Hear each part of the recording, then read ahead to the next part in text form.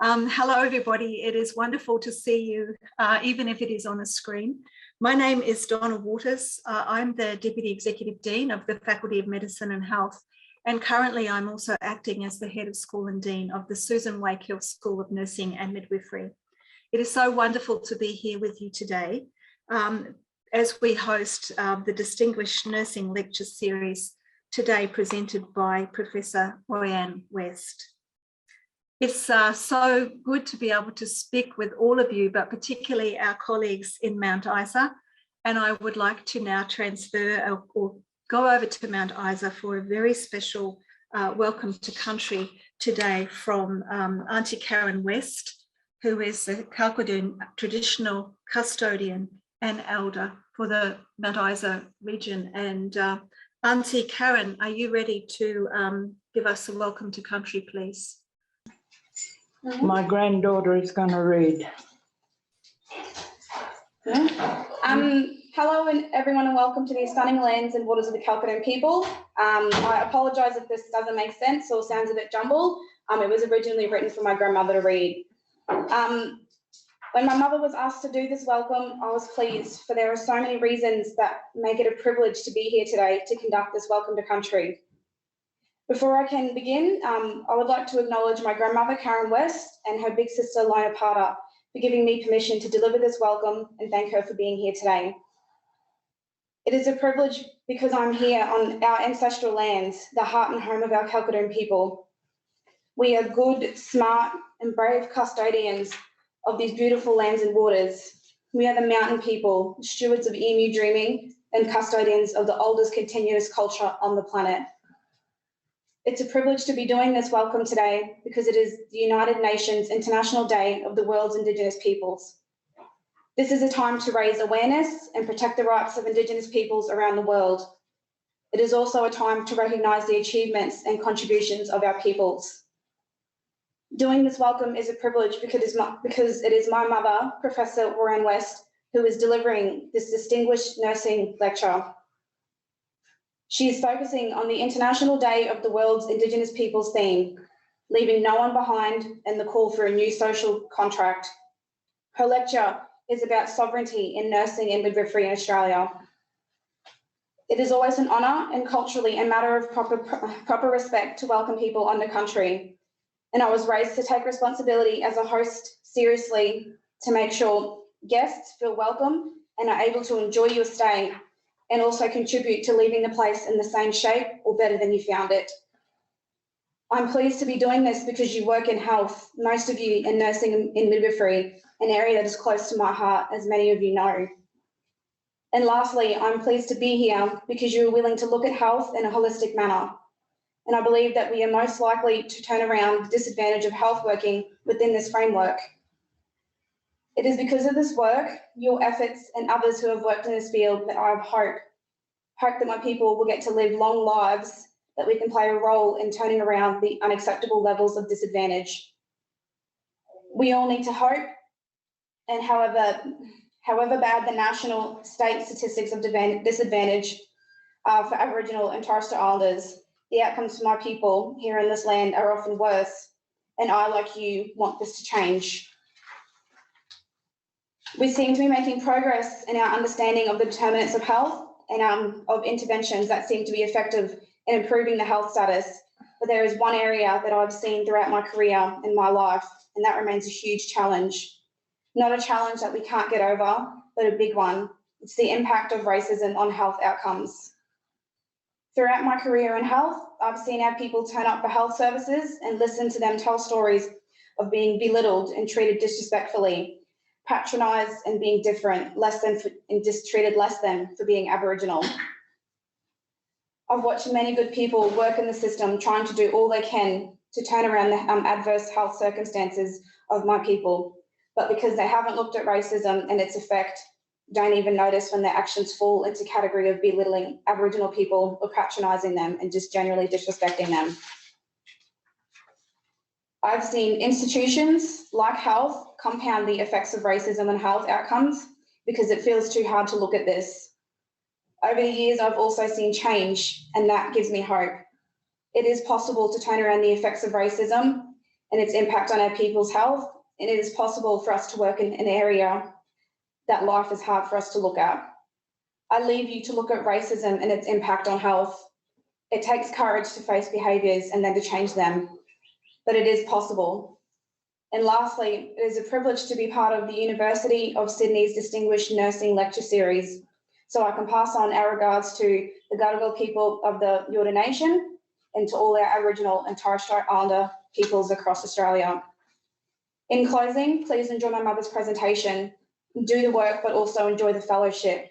Do this knowing you are warmly welcome to walk the land of the Kalkadoon people. And do this knowing the wisdom of the elders and the spirits of the ancestors are with you. Welcome.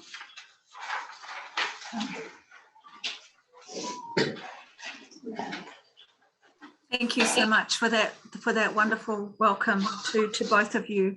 And we really appreciate your welcome to Kalkadoon lands, and thank you so much for hosting us today. The Distinguished Nursing Lecture Series that the lecture is part of today has been held by the University of Sydney Susan Wakefield School of Nursing and Midwifery over the past year. And I would like to express my thanks to Professor Deborah Jackson and Professor John Daly, who have really championed this whole series, and particularly for this really important distinguished lecture that we are having today. We have been able to collaborate with some of the brightest minds in healthcare to discuss the many challenges and opportunities that lie ahead for the nursing profession. Some of those that you have mentioned there in your speech.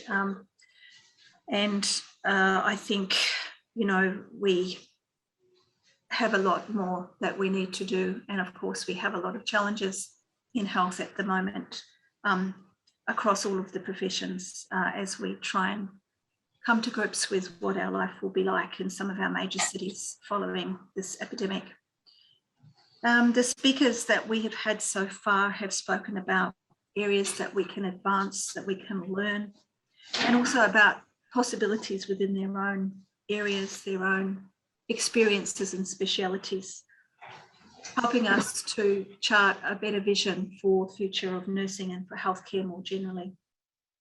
We've been so privileged and delighted to welcome a number of speakers over the past year, but of course none more so than today on this very auspicious day, and it will be wonderful to hear from Professor Roianne West. I just wanted to say, for those of you who are listening, if you can see in the bottom of your screen, there is a little button called Q&A. If you think of some questions or some comments that you'd like to make, my job for today will be to monitor those. So please feel free to use that button.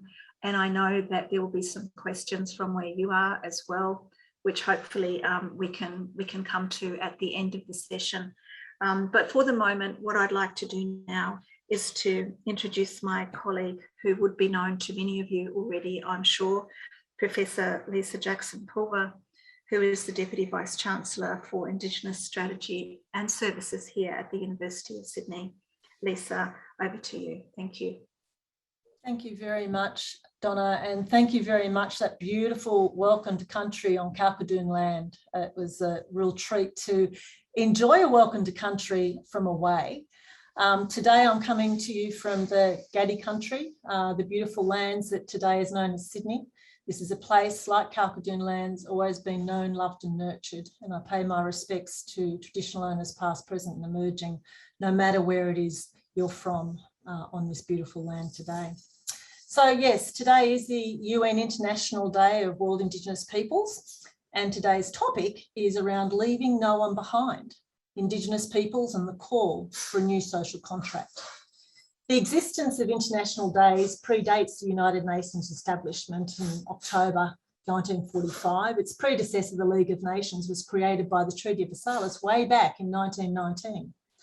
Since its establishment, the UN has embraced multiple international observance days by way of designated days, weeks, years and decades, each with its own theme promoting awareness and action on these issues by state actors and others who can use these observances as powerful advocacy tools. Some of the international decades that I'll share include things like the first decade of the world's Indigenous peoples in 1994, The second decade for eradication of colonialism started in 2001.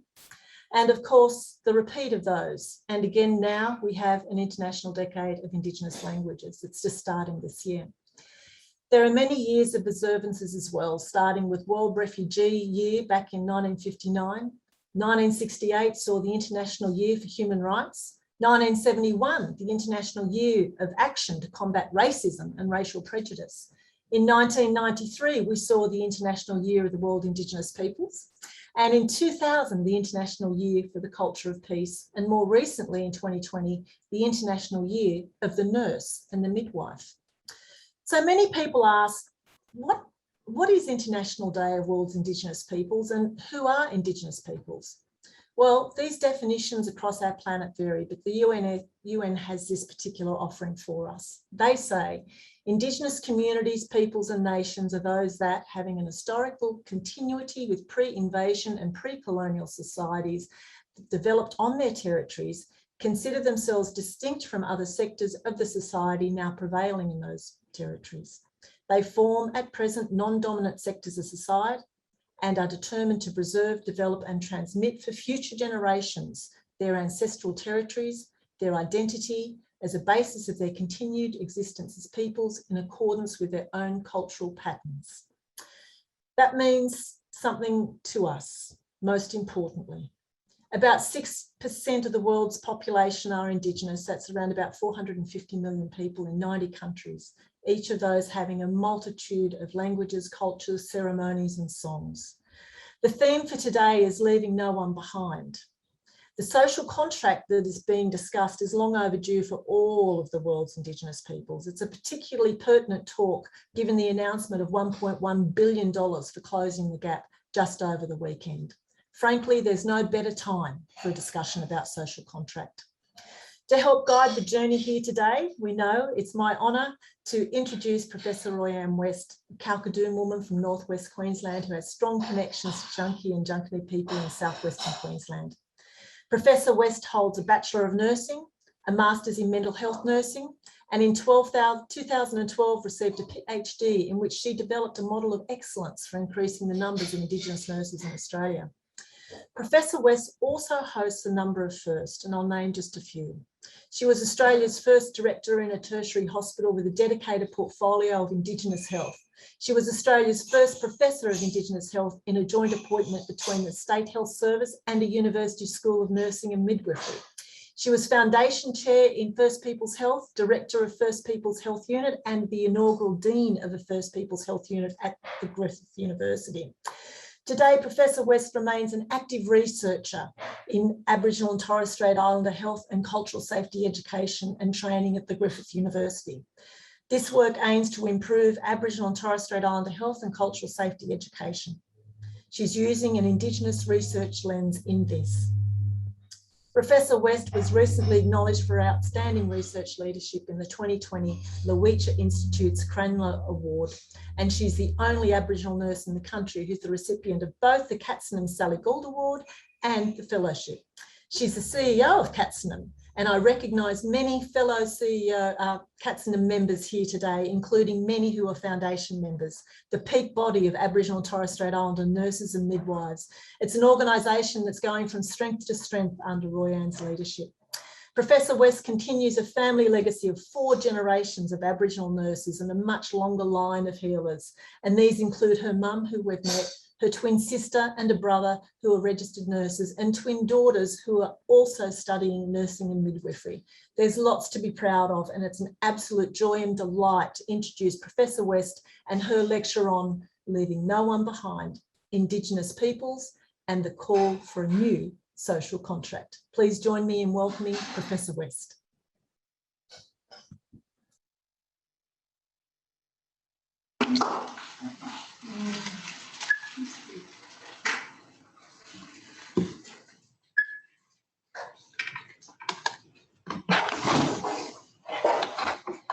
Beautiful, thank you. I've been really fortunate to do a lot of deadly things in my 25 years of nursing, but oh God, I said I wasn't going to cry. But it is truly a highlight of my 25 years to have been invited to present this distinguished lecture here today. and to do it following a dear friend, a colleague and a mentor, Professor Deborah Jackson, whose distinguished lecture just prior to mine, titled I Have a Dream, Nurses, Social Justice and Equity, served as an indicator for me for the readiness of nursing and midwifery in Australia to have the truly courageous conversations. And there's no conversation more courageous than that which asks, is nursing and midwifery doing enough to realise the Commonwealth Department of Health's vision for better health and wellbeing now and into the future for Australia's First Peoples? And to be invited on such an auspicious day for my people and for Indigenous peoples right across the world, the International Day of the World's Indigenous Peoples. Even more special, and if by default, and I think a sign from my ancestors, is to be delivering this lecture today on country, in front of my family, in front of my elders, in front of my mother, my aunts, and my sisters and my daughters, and for my community. For without any of these, the opportunities that have been afforded to me as part of my career would not have been possible. I'll begin by acknowledging my people, the Kalkadoon people, my ancestors, the custodians of thousands of years on these lands I present today, and thank Mum and Ty for warmly welcoming us here today and for your offer of safe passage for the messages that I will be presenting. Thank you for your vision, Mum, for wanting your 3 children and now your grandchildren to be university educated, to be nurses and midwives, as you knew that these roles held more power for our people. Generational change is possible. My grandmother went to grade 3, my mother went to grade 8, and in 2012 I completed the highest level of education possible in this world. In keeping with custom, I acknowledge the elders, the past and the present, yours as well as mine, and I appreciate the guidance that they have provided to our communities and to this great nation. I acknowledge my people's sovereignty has never been ceded. It has never been handed over and it has never been given up, contrary to what some people think. This country always was and always will be Aboriginal land. And this includes the caring for our people, 60,000 years in fact, and the birthing of our babies. And this talk is about Aboriginal people caring for our people and delivering our Aboriginal babies the way it used to be. I also acknowledge the work of the Congress of the Aboriginal and Torres Strait Islander Nurses and Midwives and the courageous leadership that they have shown over the last 24 years. I acknowledge the 42 founding members who gathered on Gadigal country 24 years ago this month and the vision for Aboriginal nurses to have a voice in this country. I especially acknowledge the leadership of the inaugural Chief Executive Officer, Dr. Sally Gould, and also the founding, who was instrumental in the founding of the Congress, and Dr. Lewitcha O'Donoghue, which is the Congress's first patron. Sorry, I can't see the PowerPoint slides to flick through. Is it the one we are sharing? Or Yes, we're sharing, yeah.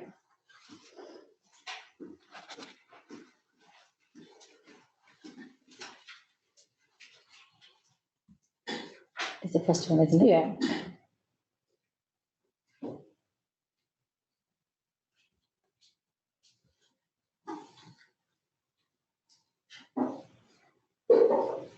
I'll keep going. To all of my nursing and midwifery colleagues who have some way contributed to better health and wellbeing for all Australians, who have all in some way already been a part of the change and reforms in Australia, some of which Professor Pulver has already spoken to, in the $1.4 million investment in improving Indigenous health outcomes. I acknowledge you, I acknowledge your leadership, your courage and your persistence, and in light of the magnitude of delivering on this promise to Australia's First Peoples, I acknowledge your willingness to stay in the conversation again and again. Finally, and most importantly, to all of the Indigenous nurses who are joining us from across the world today, to all of the Aboriginal and Torres Strait Islander people that are joining us from across Australia, and those of you that are in the room today, a special acknowledgement to Aboriginal and Torres Strait Islander nurses and midwives, and a very special acknowledgement to Aboriginal and Torres Strait Islander nursing and midwifery students. I say thank you. Thank you for your patience. Thank you for your forbearance as we continue to figure out how to do this better for you and how we continue to figure out how to do this better for our people. Today is the International Day of the World's Indigenous Peoples, established by the United Nations in 1994. The United Nations is an international organisation that's been described as the one place on earth where the world's nations can gather and discuss common problems and find shared solutions that benefit all of humanity. And our Indigenous elders, our Indigenous leaders, and now our Indigenous ancestors have been doing this for many, many generations and many, many decades. The United Nations designated this day to promote awareness and action.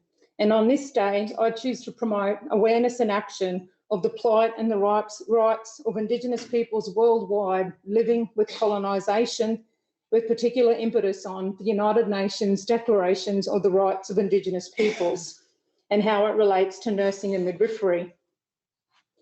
The development of the declaration was initially commenced because of a research project which exposed the discrimination faced by Indigenous peoples across the world. It is because of this that there is a strong focus on the right to be free of discrimination across the 46 articles that are identified within the Declaration.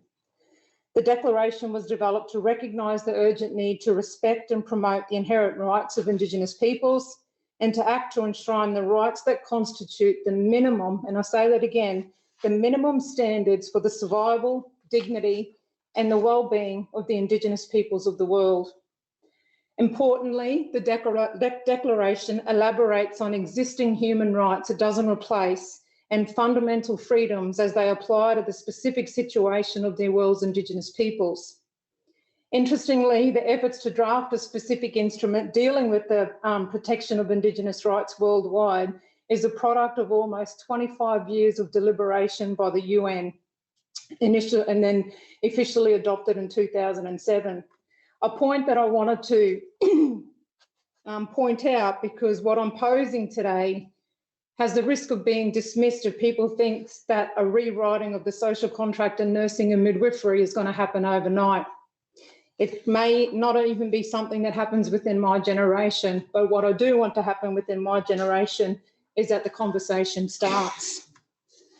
Another interesting point is that although 144 states voted in favour, there were 4 states that voted against. One of these was Australia. The other was Canada, New Zealand and United States. Important to understand this because it influences the political experiences that we are dealing with today. Today, the Declaration still remains the most comprehensive international instrument of the rights of Indigenous peoples. The theme for today is leaving no one behind, Indigenous peoples and the call for a new social contract. Indigenous leaders in the UN define a social contract as an unwritten agreement that societies make for both social and economic benefit for all. They go on to say that in many countries where Indigenous peoples were driven off their lands, their cultures and languages denigrated, and their people marginalised from political, social and economic activities, Indigenous people were never included in the social contract to begin with. The social contract was made among the dominant populations, and this is the same for nursing and midwifery. And this brings me to what my address is about today. My address is a call for action for nursing and midwifery to collaborate for more than political, social and economic benefits, for us to dismantle and remantle nursing and midwifery in Australia and the social contracts upon which they are based, and base them on the United Nations Declarations of the Rights of Indigenous Peoples, inclusive of Aboriginal and Torres Strait Islander nurses and Aboriginal and Torres Strait Islander nursing and midwifery students. That's jumped a bit ahead of me there.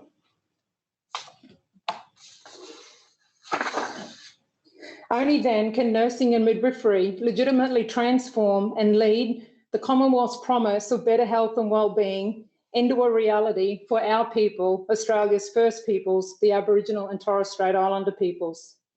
My address today draws on a legacy and the values and principles that I've inherited from my Aboriginality, from my family, who collectively have 200 years of nursing experience, connected by blood to the destiny of all of our ancestors, whose veins whose veins pulse with 60,000 years of connection to this country.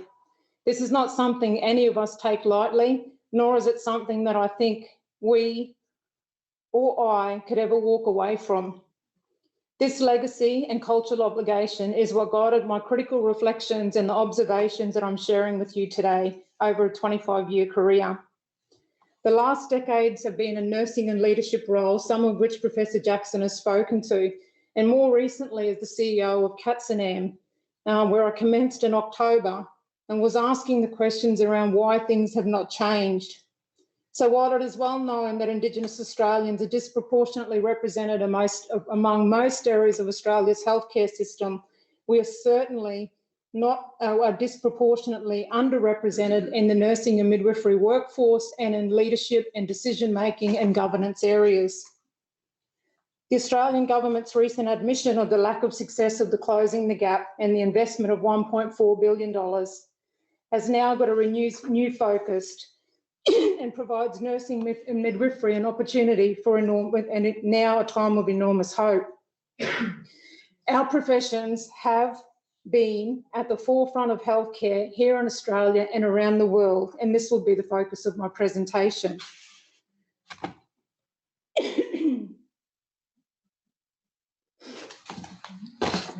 There are 4 key focus areas that I will cover. The first is the history of the current nursing and midwifery social contract here in Australia. The second is an exploration of the adoption of the United Nations Declaration on the Rights of Indigenous People in Nursing and Midwifery, whether consciously or unconsciously. The politics of nursing and midwifery, and finally, I'll set down a vision for nursing and midwifery going forward. Despite the existence of the international instrument to address discrimination and to enshrine the rights that constitute the minimum standards for survival, dignity and well-being of Indigenous peoples in the world, nursing and midwifery in Australia has yet to embark on a collective journey to ensure that Indigenous peoples are not left behind. The social contract for nursing formed when the first trained nurses arrived in Sydney in 1838, and with the Nightingale influence beginning in 1868. The midwifery social contract commenced a little later in the 1890s and early into the 1900s. However, at the same time, my people, Aboriginal peoples, were being invaded, colonised and massacred and excluded from the social and economic benefits which underpinned the social contract that formulated nursing and midwifery in this country. Aboriginal and Torres Strait Islanders have not been included in the social contract of nursing at a national level until the first attempt in 1997 when Katsanam was established. And midwifery was included within the Congress of Aboriginal and Torres Strait Islander Nurses and Midwives in 2015. Almost 137 years after the nursing and midwifery social contract began being formed, were Aboriginal and Torres Strait Islander nurses and midwives included in that conversation.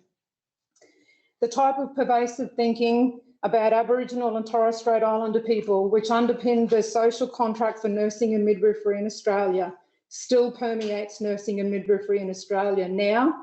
And unless nursing and midwifery sees the opportunity to dismantle and remantle nursing and midwifery social constructs based on the United Nations Declaration of the Rights of Indigenous People, only then can nursing and midwifery legitimately transform the promise of better health and well-being now and into the future for my people. In this process, we've also excluded 60,000 years of the art and science of caring and birthing. This was in Australia, and given the declaration came out of the work of the United Nations, I wanted to know how the declaration had been also adopted by our international nursing and midwifery organisations. So the United Nations has 2 key pieces of work that I'm talking to today. One is the declaration, and the second is the World Health Organization, which is the directing and coordinating authority on international health. And within the World Health Organization, there's a nursing and midwifery department. The aim of the department is to facilitate the integration of nursing and midwifery into other WHO programs and provide evidence-based information on the global health workforce. So my question to the World Health Organization Nursing and Midwifery Department was, how do you integrate the United Nations declarations on the rights of Indigenous people into your work? And I was unable to find a great deal.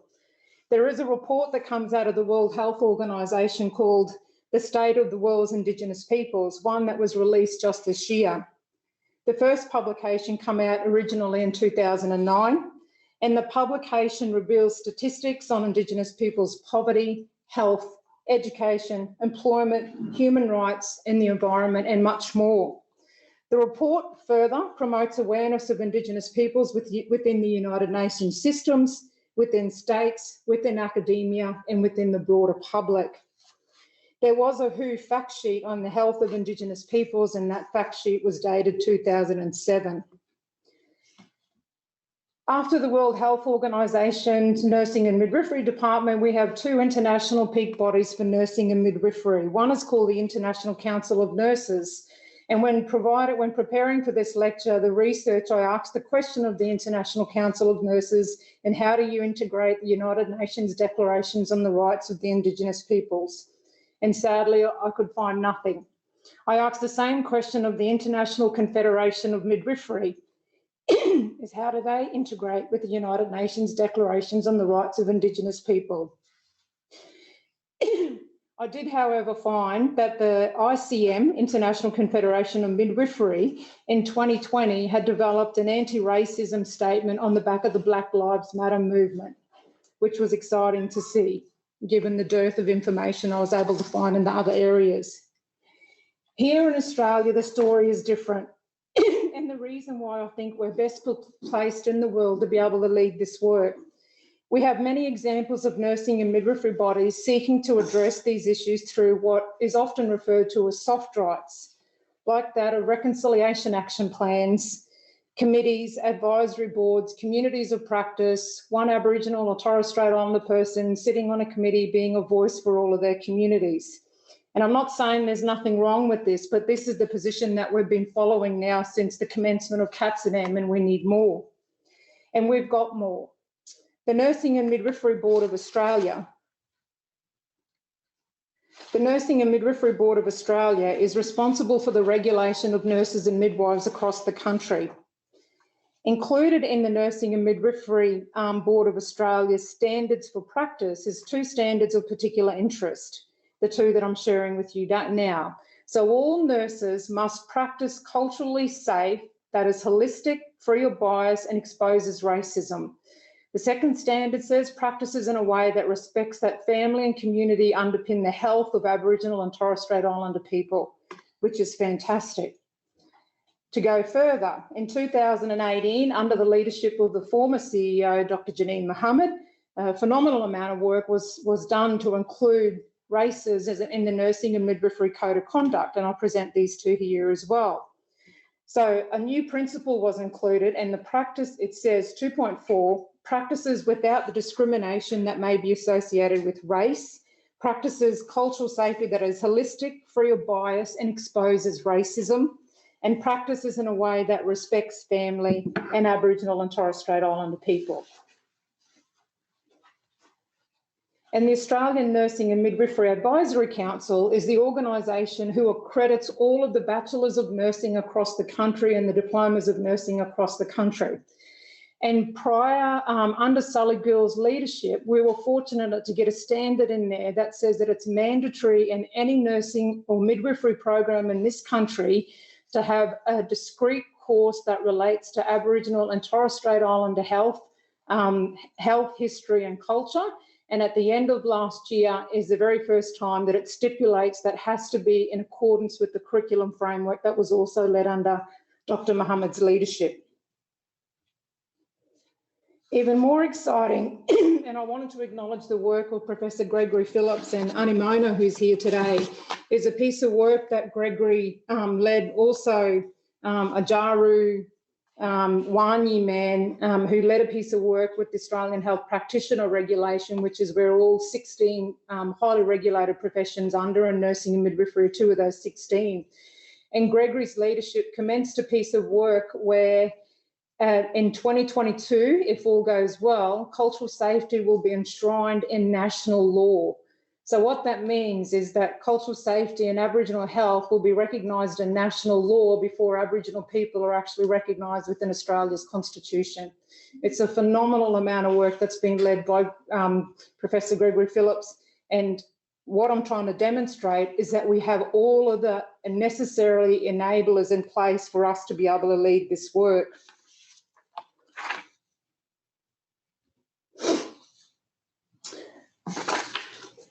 Sorry guys, just bear with me for a second. So to give you an idea of the magnitude of the challenge in and around these standards, so it's great that we've got practice standards for registered nurses and midwives. In Australia, we've got 415,000 practicing nurses and midwives in this country. So how do we monitor, or how do we prepare nurses and midwives to adequately meet that standard at the end of every year? So the standard is great, but what we're missing is all of the mechanisms are in place that are support nurses and midwives, and also to monitor and assess whether they're actually meeting those standards.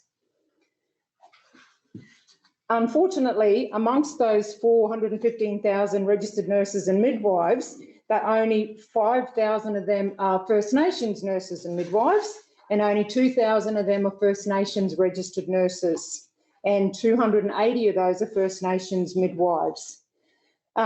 Within the university system, we have just less than 100,000 nursing and midwifery students in this country, which is exciting for nursing and midwifery. Unfortunately, we only have 2,500 of those that are First Nations nursing and midwifery students. What we also know about our First Nations nursing and midwifery students, and this has been consistent for 2 decades, that their likelihood of completing their program is 30% before they even take step on campus. So the demand for the work of CATSNAM to be able to support nursing and midwifery agencies against those particular standards is significant. Sorry, Leanne, I don't have my glasses on, I can't see. 10, beautiful. The role of Indigenous knowledge in policy, education and training and practice is absolutely critical. Every time our profession meets or begins a symposium like we did today, we make real a rightful intersection of an ancient land and our planet's oldest human cultures with the modern Australia, giving way to what is Australia's new national culture and way of life. My experiences in education have led me to recognise the importance of utilising the strength of professions of nursing and midwifery, and how improving the circumstances facing my people involves including my people in the conversations. This isn't just an Indigenous thing, this is best practice program and policy development, is to involve the people that are most impacted on the outcomes to get the best outcomes. In summary, Indigenous knowledge is not possible without Indigenous people, and Indigenous nursing and midwifery knowledge is not possible without Indigenous nurses and midwives. Our ways of utilising these knowledges in nursing and midwifery must be utilised, they must be recognised, respected, and they must be enabled. Our profession has already started to build an Indigenous nursing workforce, but growing and nurturing this workforce is still a challenge for us. What we do know is at the moment, Indigenous nurses and midwives consistently for a decade have only made up for 1% of all of Australia's nursing and midwifery workforce. If we wanted equity at 3%, we would need another 5,000 registered nurses today, and we don't even have 2,500 registered nurses in the system. Not only are these statistics below parity, but if we are serious about better health and wellbeing for Australia's First Peoples, an Indigenous nursing and midwifery workforce is absolutely essential. We have to increase the completion rates within nursing and midwifery programs if we are truly going to address this issue. And we seem to be much better at doing this, but we're not increasing at the rate in which the rest of the country is.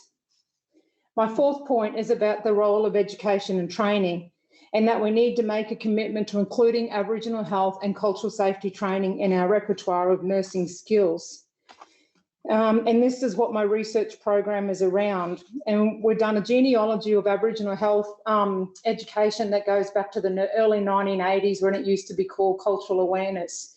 So we started the conversation around trying to teach non-Aboriginal people about Aboriginal people and Aboriginal health 5 decades ago, but we have never evaluated whether that training is working. But the number one indicator that that training isn't working is the fact that our people continue to die a decade earlier than non-Indigenous people. It is clear that the profession gets the importance of education. We demonstrated that in the transition from hospital to university trained nursing and midwifery. We demonstrated that through the expansion of our schools of nursing into postgraduates and the ever-increasing number of nurses, midwives, and in particular Indigenous nurses and midwives that now have PhDs. We now have to get that Aboriginal and Torres Strait Islander health needs to be added in nursing and midwifery education and training, and it needs to be evaluated and monitored by Aboriginal and Torres Strait Islander people. It's important to acknowledge the significant amount of work that has already been done. We know that poor nursing education equates to poor nursing competence. Contrary to that, we know that improved education and competence, i.e. the movement from hospital-based training into university, provides higher quality nursing care. It's simple, really, yet Indigenous health statistics tell us and have told us for many years that we need to be doing better. My fifth and final point is about the role of nursing and midwifery leadership in rising to this challenge. We need more exemplary readers like those that have been presenting in this lecture series, and we need them more than ever. And we've seen them come to the forefront around the pandemic. For those of you who have worked in Indigenous affairs, we've learned that leadership is most effective when it respects culture and is deliberately and consciously committed to learning about the best of both solutions. We need nursing leaders, Indigenous and non-Indigenous, proficient at navigating two-way learning spaces.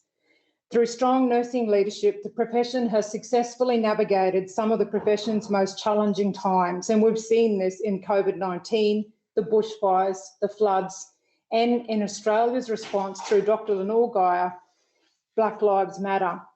We've guided the transition from hospital to university-based training, and we steered significant contribution on the national debate on the quality of our health system, and a decade ago conceptualised and developed national registration. The same leadership is required to rise to the challenge that I'm posing today. We need nursing and midwifery leaders from practice, policy, and academia to collaborate to strategically build Aboriginal health and cultural safety. My vision for my grandchildren and their children are not to be at risk when they visit a hospital or when they undertake a Bachelor of Nursing or Midwifery, to uphold the legacy left for me by my grandmother and mother, and for Aboriginal and Torres Strait Islander safety and education to be given the same level of consideration that has been given to all other areas of nursing and midwifery education, and that it occurs because the profession recognises it as a priority and aligns policy, education and practice accordingly. Our unique knowledges have so much to offer for how our people have lived and survived this country. This unique opportunity is to apply to education and training and practice. We ask that you listen, that you truly listen with your hearts and your minds, and you work together with us. Our distinguished professions, nursing and midwifery, have the unique opportunity to seize the promise of better health and wellbeing and make point where the rubber hits the road in providing better healthcare for Australia's First Peoples. There is so much extraordinary work that needs to be done, and I stand on the shoulders of giants, two extraordinary professions filled with outstanding leaders delivering on better healthcare for Australia. And I'm preempting the questions before they come. And people are going to say, so how do we do this? I presented to you some of the numbers and the magnitude of the demand on ensuring that we've got a culturally safe nursing and midwifery workforce. Lobby for CATSNM to be resourced accordingly. Become a CATSNM member and support us to support you. And identify Aboriginal and Torres Strait Islander health and cultural safety as strategic priority as a priority within your strategic plans. So this is all of our schools of nursing and midwifery across this country and all of our peak professional nursing and midwifery bodies. I'm inspired by my elders who, despite everything, survived. And I'm inspired by those early nurses who fought against the injustice with Aboriginal and Torres Strait Islander people. I'm inspired by research-focused approaches that continue to strive to make a significant contribution to all of mankind And these inspirations supports my convictions that solutions depend on how we see the problem and how much research and practice and Aboriginal and Torres Strait Islander people see the problem. It is truly an honour to speak with and here for a profession that is providing healthcare for all of Australia, inclusive of my people, and rising to the challenge of our time. Thank you for the opportunity to present this month's distinguished lecture and for the privilege for standing with you, my fellow nursing and midwifery professionals and my community. Thank you.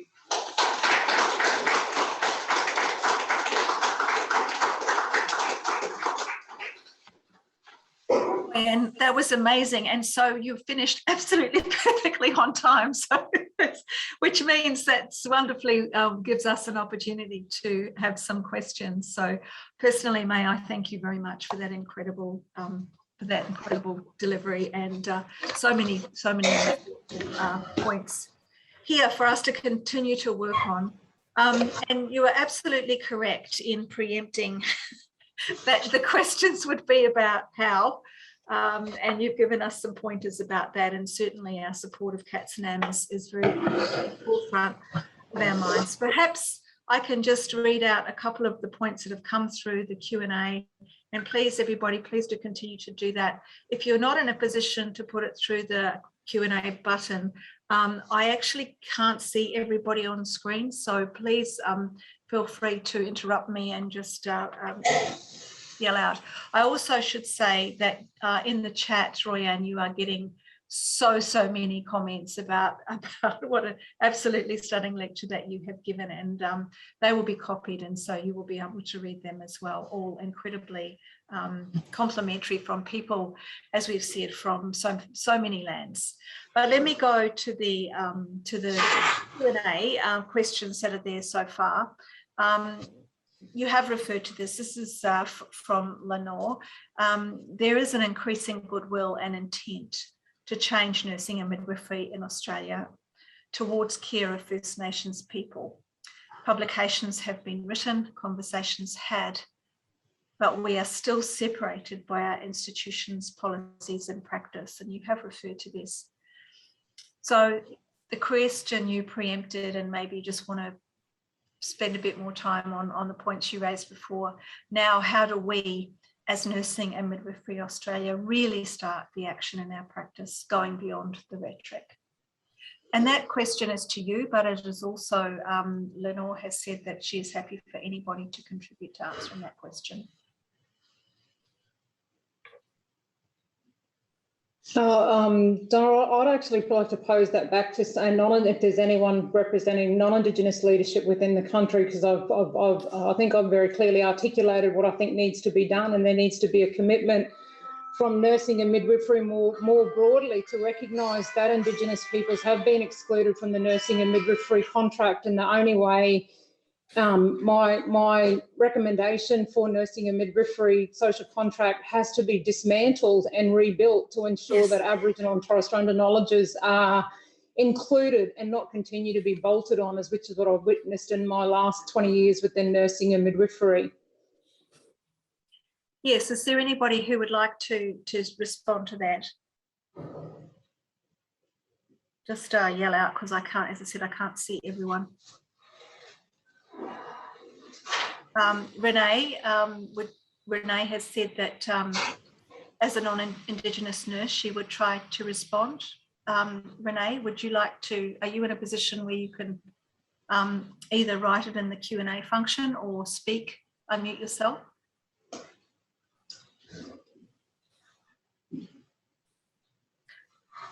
Whilst Renee is doing that, sorry, hello? Can you hear me now? We can. Is that you, Renee? Yes, nice, it welcome. is. Right. Yeah. Thanks, Roianne. That was just amazing. You're always so inspiring.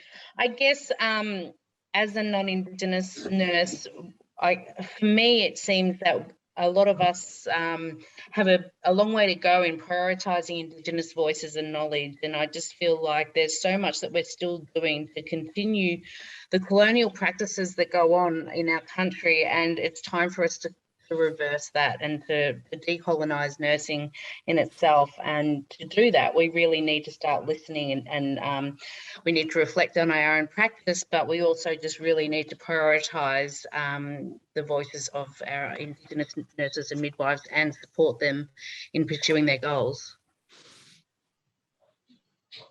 Thank you, Renee. Jane Mills.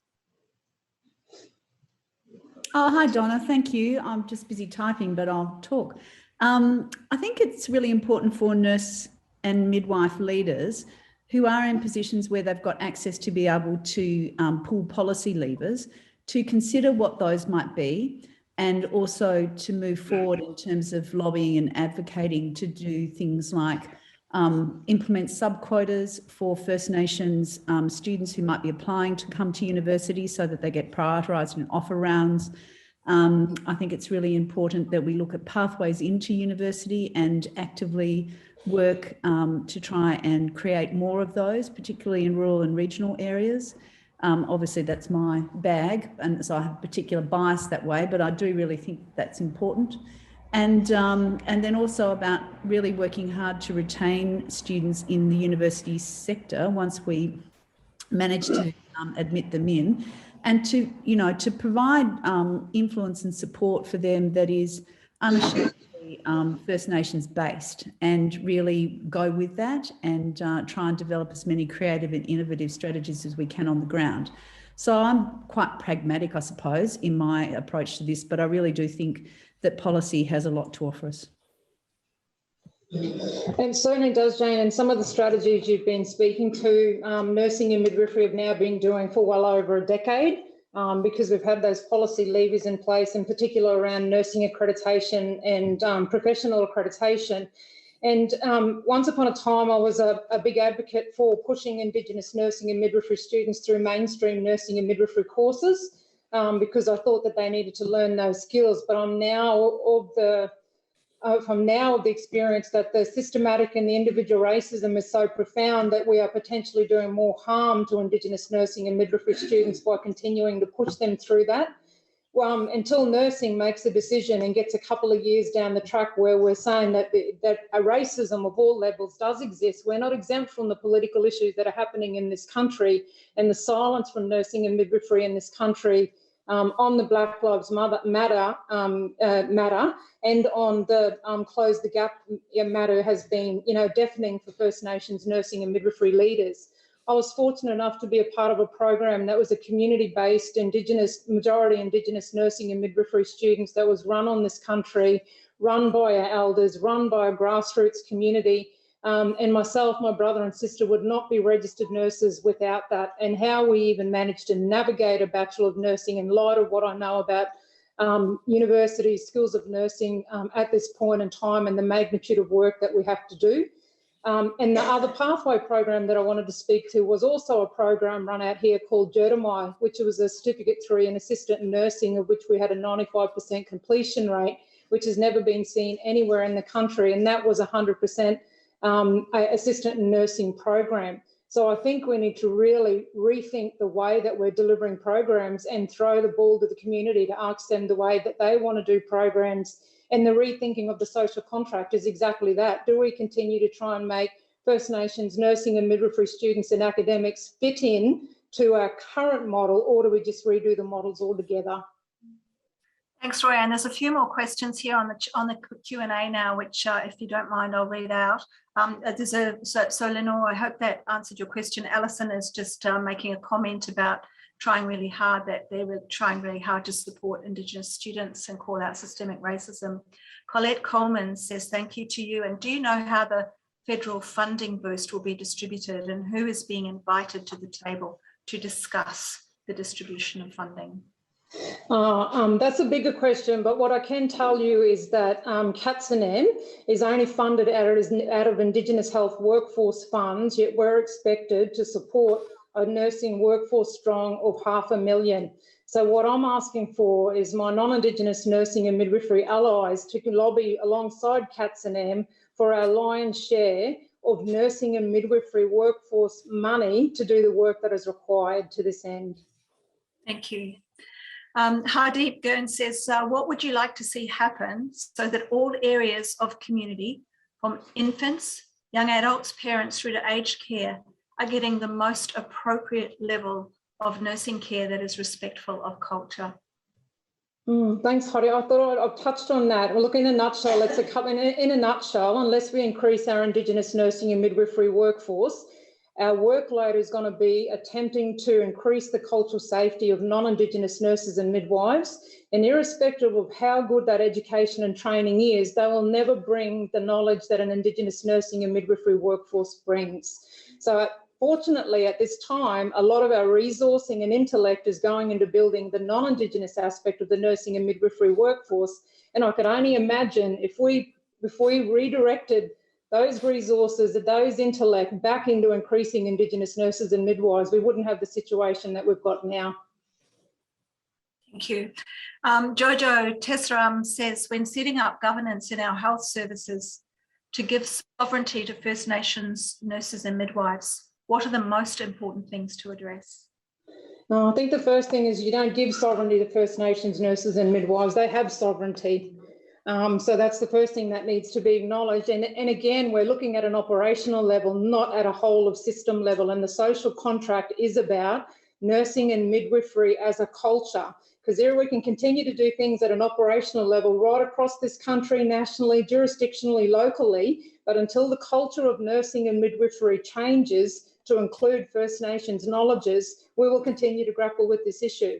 And every time I have this conversation, it keeps being pulled back down to an operational level. And I'm going to keep pulling it back up because I've been talking about operational challenges for 25 years, and we need to lift our view. Yeah, thank you. And Colette Coleman also supports what you're saying. She's suggesting we need to use deep listening in a fearless way, and we have to be courageous. Thank you, Colette. Lenore, I will respond a lot. When I asked Lenore, had we answered her question, she's asked if someone from the University of Sydney would respond, and I'd be happy to do that in a minute. But I also want to get through the questions that are on here. Juanita Sherwood, hello, Juanita, nice to hear from you and see you again. Her question is, your argument regarding a social contract of and for nursing midwifery is a vital human rights agenda. How do we inspire our schools of nursing to put our human rights on their agenda? Oh, Professor Sherwood, are you asking me that question or are you answering that question? I think I went a point to it, Donna, when I said that unless, there's a number of nursing and midwifery leaders that I deal with at a national level, and when I go back and have a look at their strategic plans and I see that First Peoples and cultural safety isn't identified, which means that it's not a strategic priority for their organisation. They haven't cordoned off funds in order to meet the strategic objectives that come with that strategy. It's a waste of my time. It really is not a good use of my time until the people that we're working with see this as a strategic priority for their organisation and they invest the funds in order to be able to meet the strategic objectives that are associated with it. Thank you. So there's if I may, I'll just respond to the question about the University of Sydney, and then there is a final Q&A there from Brian, which I'd like to read out. It's a comment and a question, I think, but I think it will be a very nice place to finish if you and then hand back over to you if there's any final words you have. For the University of Sydney, if I might respond, I was privileged to have worked with Dr. Sally Goodwin when Katsanam was first started. Yes, I'm really that old. And, I think the thing that's really spoken to me today that I can add in addition to all of the things that I've heard is your point, Roianne, about the mechanisms for monitoring, because I think that's the next step. There has been so much work from Katsanam and others to have these standards for nursing and midwifery address and prioritise Aboriginal health and cultural safety. But unless we can actually work out, are we approaching it in the right way? Are we evaluating it, and is it working, and how we need to keep working on it? I think, to me, that's the thing that really stands out as the next most important thing. Certainly from our program here at the university we would like to do. So I will just read this out from Brian, and then I'll hand over to you, Roianne, for some final words. So Brian Dolan says, thank you so much, Roianne, that was incredible. In the middle of your talk, I received a message from a friend who spent several days in remote Australia doing vaccinations and is passionate about doing the right thing. Her comment was, response was concerningly mixed. Had to do drive around and opportunistically jab where we could. Many declining, seeing this as a white man's disease. Can you offer advice, given there are so many layers to this issue? Warmest regards, and thank you for all you do and all you are, Brian Dolan. And we echo that part, Brian, thank you so much. But maybe a final word from you, Roianne, because unfortunately we're out of time. Yeah, Donna, just the response to that one's quite easy. Aboriginal and Torres Strait Islander people across in this country were the only population group who was able to keep COVID out of our communities, and they still do to this day. Yet Aboriginal and Torres Strait Islander people and our Aboriginal community controlled organisations are not being recognised for that. So put simply, the work of NACCHO and all of our affiliates and our community controlled organisations have had a phenomenal response to COVID so far. So please look at the work of NACCHO and the practices that are being using to address COVID across this country. Thank you very much indeed. So this is, so as I said, I hope we will record the chat session for you, because there is some absolutely brilliant compliments to you. And on behalf of all of us here on Gadigal land, I'd like to thank you so much for welcoming us to Kalkadoon lands today for this very, very important lecture. Roianne, fantastic. We have so much enjoyed it. And I also want to thank your mother and daughter, Auntie Karen and Ty. Thank you so much indeed for your welcome. And thank you everybody for attending. This has been recorded, and as I say, we will keep a note of the chat to Roianne, because there's some wonderful compliments to you in there as well. Thank you so much for preparing. I know that would have taken a lot of your time, and we really appreciate your contribution to the distinguished nursing lecture series today. Bye-bye, everybody.